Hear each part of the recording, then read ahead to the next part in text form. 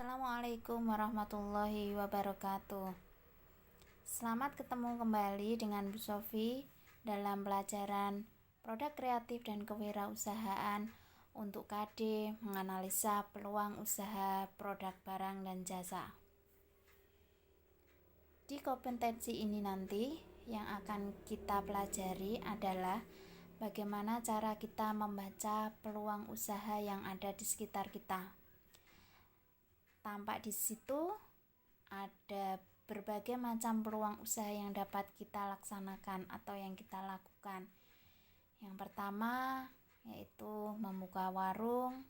Di situ terlihat soto ayam atau bisnis makanan kecil, jualan pulsa, sampai dengan di situ ada gambar bengkel. Untuk melihat peluang usaha yang ada di sekitar kita, kita harus tahu kira-kira usaha apa yang dapat kita lakukan dan laku setiap harinya. Nah, sebelum Bu Sofi lanjutkan, apa tahu yang dimaksud dengan peluang usaha? Yang dimaksud peluang usaha di sini, kalau kita lihat dari katanya, ada dua kata yaitu peluang dan usaha. Peluang berarti kesempatan, usaha berarti kegiatan. Jadi yang dimaksud dengan peluang usaha adalah kesempatan di mana kita bisa memanfaatkan satu keadaan untuk melakukan suatu usaha. Di mana tentunya kita harus bisa melihat kira-kira usaha apa yang baik atau usaha apa yang bisa mendatangkan hasil. Di sini ada ciri dari peluang usaha yang baik, di mana peluang usaha yang baik itu harus orisinil atau tidak meniru. Yang kedua, peluang itu dapat mengantisipasi perubahan pasar sesuai dengan keinginan pasar. Tingkat kelayakan usaha teruji, bersifat ide kreatif dan inovatif, serta yang tidak boleh ketinggalan, ada keyakinan dan rasa senang untuk kita melakukan kegiatan usaha tersebut. Sedangkan peluang usaha yang mempunyai nilai jual, yaitu semua kegiatan yang bisa mampu memenuhi kebutuhan, memiliki keunggulan bersaing, tidak bersifat sementara, ada nilai uang, dan memenuhi aspek kreatif dan inovatif. Jadi kalau kita bisa menemukan peluang usaha tersebut, maka peluang usaha itu akan mempunyai nilai jual kepada konsumen. Begitu pula seorang wirausaha harus mempunyai kiat-kiat sukses. Dia harus bisa mencapai sukses. Berdasarkan pendapat dari Paul Carlap, ada 4 unsur yang harus dimiliki seorang wirausahawan. Yang pertama, dia harus work hard atau dia harus bekerja keras. Dia tidak mudah putus asa dan selalu untuk bekerja. Yang kedua, work smart. Dia harus cerdas. Dia mampu membaca keadaan sekitarnya. Yang ketiga, intuition, yaitu dia selalu bergairah. Ada kegairahan dalam setiap kegiatan usaha yang dilakukan. Dan yang keempat, yang tidak boleh terlewatkan yaitu tentang pelayanan. Berarti kita harus bisa melayani konsumen dengan peluang usaha yang kita lakukan. Adapun untuk sumber-sumber peluang usaha di sini ada 6. Jadi kita bisa melihat peluang usaha itu bersumber dari diri kita sendiri, atau sumber peluang usaha itu kita timbulkan dari diri kita sendiri. Mungkin dari hobi kita bisa, mungkin dari pendidikan kita. Semua yang bersumber dari diri kita sendiri itu masuk poin yang pertama.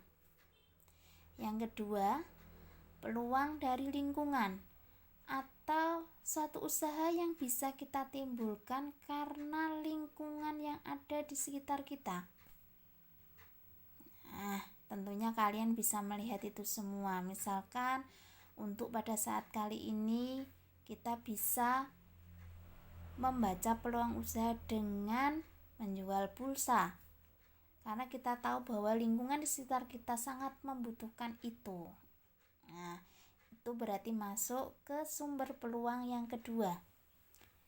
Yang ketiga, peluang usaha dari perubahan yang terjadi.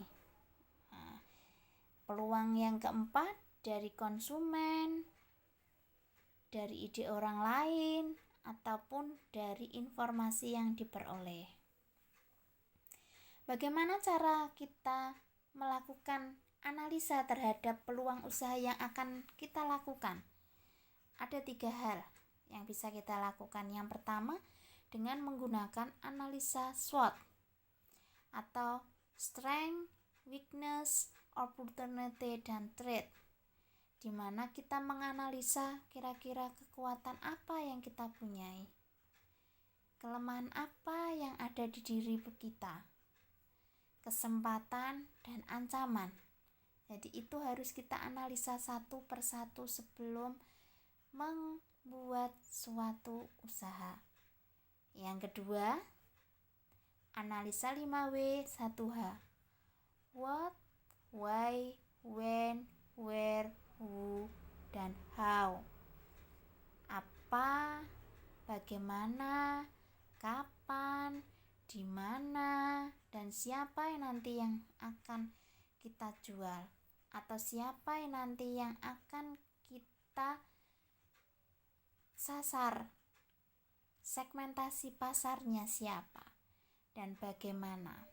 Yang ketiga, dengan studi kelayakan usaha. Di sini ada tahapan-tahapan yang harus kita isi, bagaimana menganalisa peluang usaha dengan studi kelayakan usaha. Tentunya setiap usaha punya resiko. Di sini Bu Sofi sebutkan ada 5 resiko. Resiko teknis karena rencana kita yang kurang tepat. Yang kedua, resiko pasar, resiko kredit, resiko di luar kemampuan manusia, resiko wirausaha. Kita lanjutkan. Jadi bagaimana cara menganalisa peluang usaha?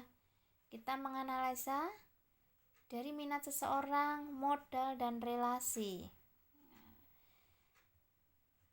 Di samping itu, banyak sekali hal-hal yang harus kita pertimbangkan dalam memilih bidang usaha.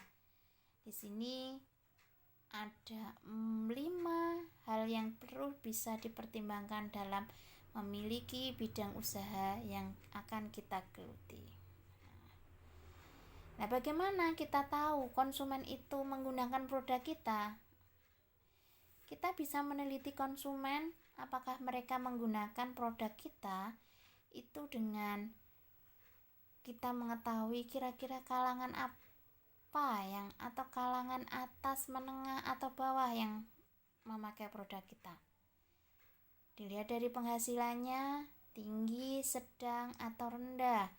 Dilihat dari umur, bisa digolongkan oleh anak-anak, remaja, atau dewasa. Berdasarkan demografi, berarti bisa tinggal di kota, di desa, atau pesisir pantai. Tentunya ada hubungan antara daya beli, minat, dan kelangsungan usaha kita. Nah, di sini ada 3 kriteria.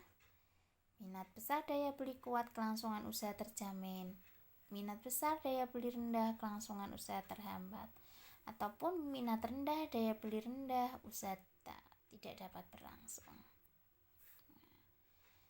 Agar usaha yang sudah kita laksanakan, yang sudah kita lakukan, mampu menarik minat konsumen untuk membeli, tentunya kita harus tahu segmentasi pasar kita atau sasaran pasar kita, wilayah pemasaran, kapan membuat produknya, bagaimana cara mendesain, dan satu tentunya kita harus bisa membuat produk lebih cepat dan lebih murah, karena tentunya produk yang ada di pasaran tidak hanya produk dari produk kita. Nah, itu aja anak-anak. Nanti jika ada yang kurang dimengerti, kalian bisa bertanya secara langsung dalam tatap muka dengan Bu Sofi, ataupun kalian nanti bisa membaca modul yang Bu Sofi berikan. Assalamualaikum warahmatullahi wabarakatuh.